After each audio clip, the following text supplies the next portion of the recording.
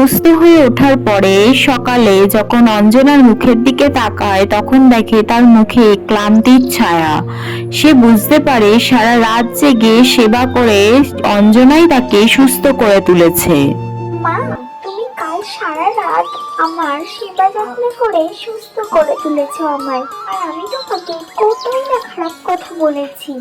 তুই যদি আমাকে মা বলে ডাকিস তাহলে আমার সব কষ্ট সার্থক হবে। মা, আমি আমার ভুল বুঝতে পেরেছি। তুমি সত্যিই আমার মায়ের জায়গা নিয়ে নিয়েছো।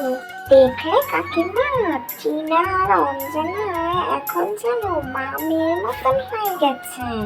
সত্যি তো, এইভাবে যদি সবাই একসাথে থাকে তাহলে সংসারটা তো স্বর্গ হয়ে যায়।